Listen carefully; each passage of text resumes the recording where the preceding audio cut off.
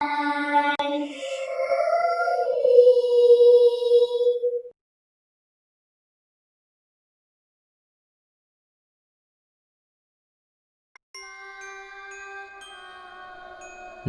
एक निडर लड़की थी जिसे भूत प्रेत पर जरा भी यकीन नहीं था।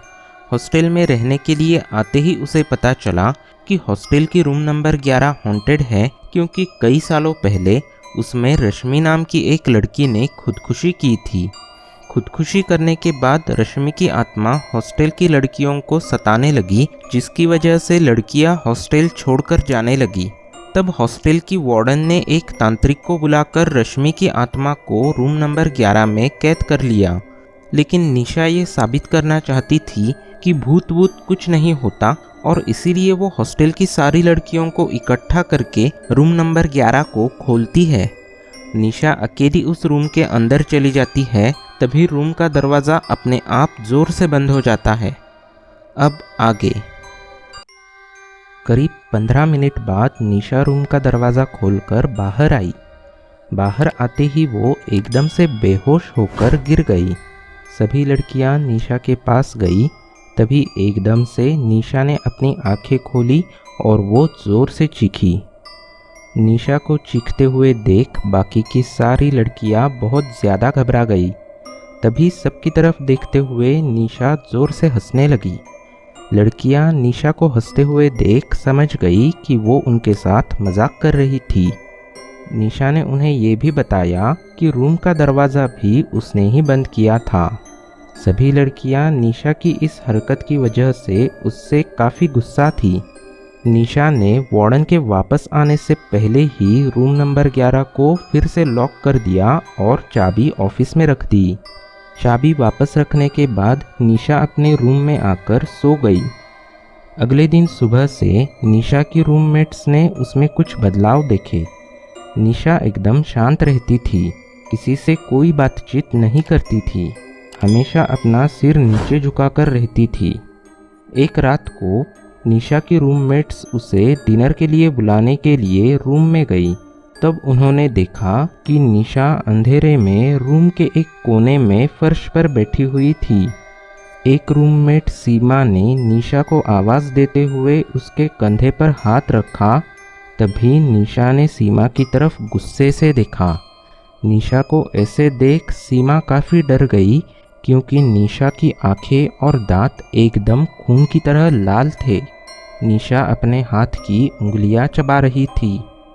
सीमा ने ज़ोर से आवाज़ देकर वार्डन और कुछ लड़कियों को बुलाया और निशा के हाथ पकड़े। निशा ने खुद को छुड़ाने की कोशिश की, लेकिन उसी दौरान वो बेहोश हो गई। निशा की हाथ की उंगलियां चबाने की वजह से जख्मी हो गई थी।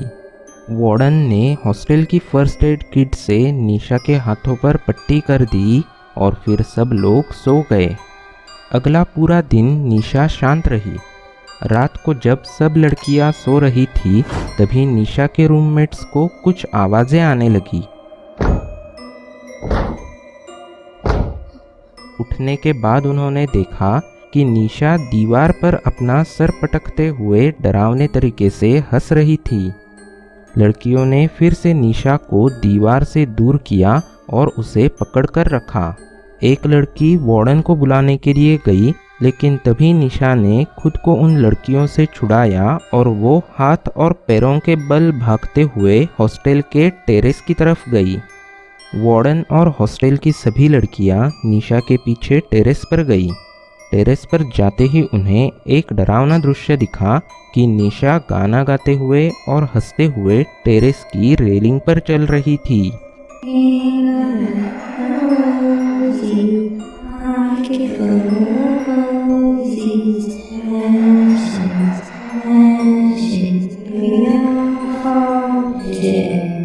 तभी बाकी की लड़कियों ने निशा का ध्यान भटकाया और हॉस्टल के वॉचमैन और वार्डन ने पीछे से जाकर निशा को टेरेस के अंदर खींच लिया।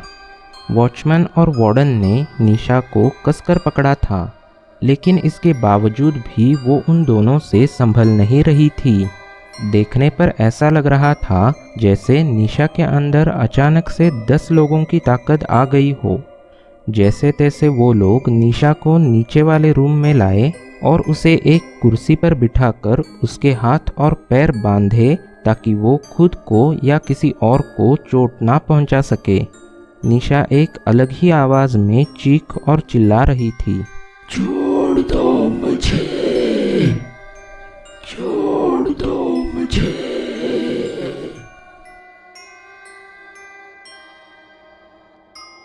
अगर आपके पास भी कोई हॉरर स्टोरी है तो हमें ज़रूर ईमेल कीजिए। हमारा ईमेल आईडी डिस्क्रिप्शन में है। और अगर ये वीडियो आपको अच्छा लगा हो तो इस वीडियो को लाइक और शेयर करके चैनल को भी सब्सक्राइब कीजिए।